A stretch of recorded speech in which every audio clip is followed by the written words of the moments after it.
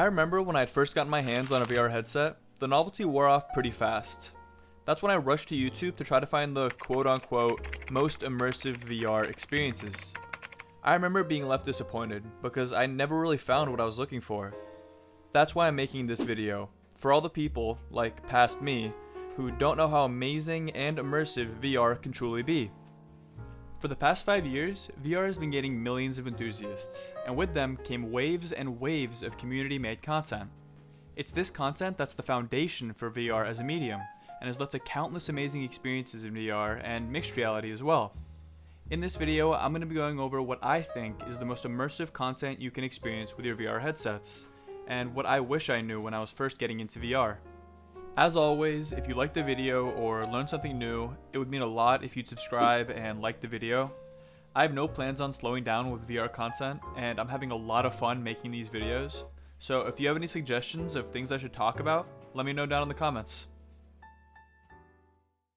To start off, I want to talk about something I don't see mentioned all that often, and it's something you have access to right now if you have a Quest headset.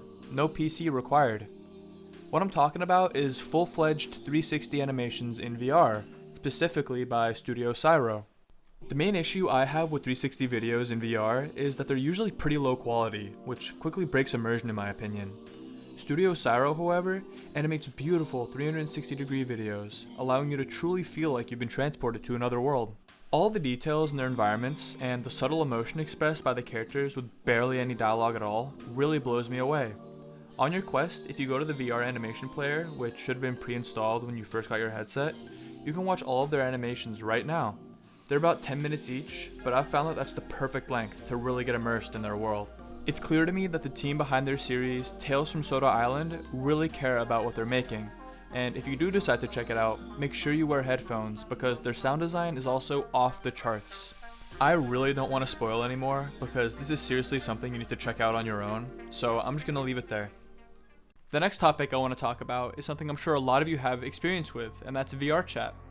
VRChat is a community-driven VR social media platform that has been the home of some of my favorite experiences in VR to date, one of which being the Treehouse In The Shade. This was actually one of the first worlds ever shown to me in VRChat, and to this day it's still my favorite. The main focus of this world is the wide variety of shaders you can apply around you, and with the provided touchpad, you can alter them as well. I could honestly spend hours just exploring each and every one and flying around in the provided jetpack. I mean, some of these are just so beautiful. This is definitely one of the worlds I visit most often. If you want to check it out, you'll find links to all the VRChat worlds I mentioned in the description. Another breathtaking world in VRChat is called Aquarius. Aquarius is the closest thing you'll get to experiencing an underwater aquarium without actually going to one. With stunning graphics and a large selection of sea creatures, you could be wandering these halls and completely forget you're standing in the middle of your living room. This is a world I keep coming back to. Something about the mix of the calm world music and the sounds of the sea creatures is really relaxing. The sense of scale is also amazing. I mean, some of these fish are massive, and the large glass windows separating you from the water is something you need to experience firsthand. If you have some time to spare, I would highly recommend giving this world a visit. The last world I want to mention before we move on is called AudioOrbs.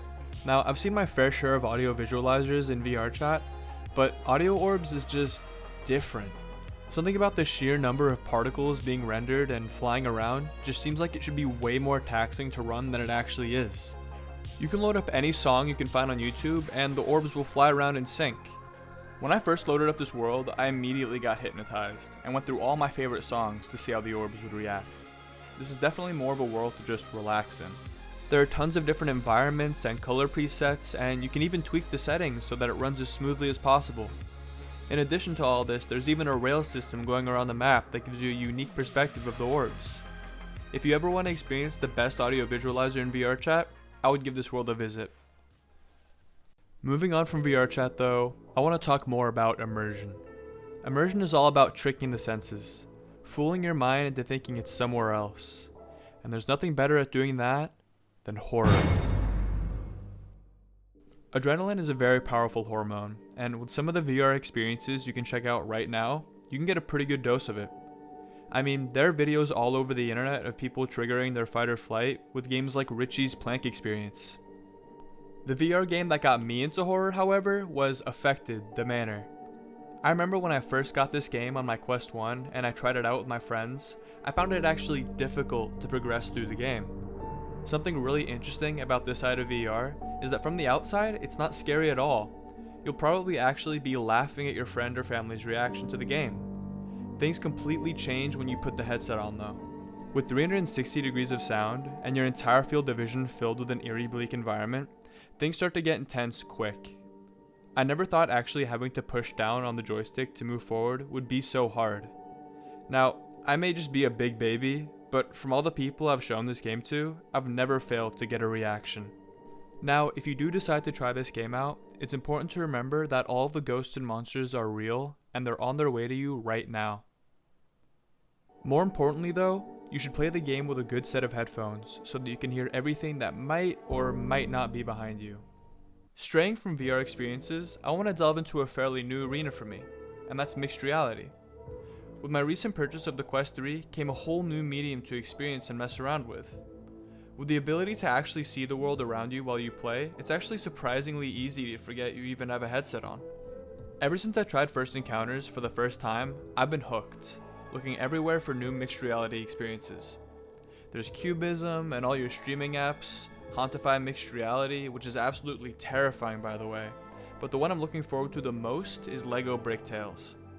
As I'm recording this, Bricktales is only a day away from being released, so I haven't gotten the opportunity to try it yet, but you better believe I pre-ordered it. LEGO games have always just been so fun to me, so experiencing it in mixed reality is going to make it all the more fun.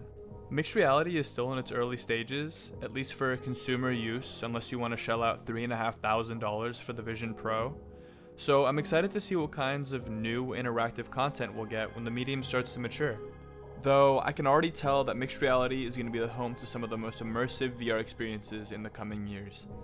Now for this next section, I was actually planning on talking about all of the most immersive VR games I've played, but the script ended up so long that it could honestly be a video of its own.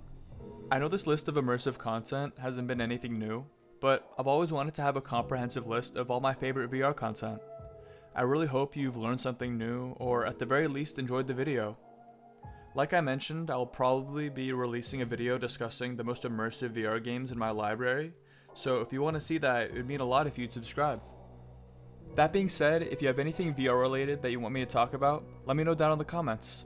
I still have tons of ideas for future videos, so if you're interested in VR content and want to support me, please like and subscribe. Thanks.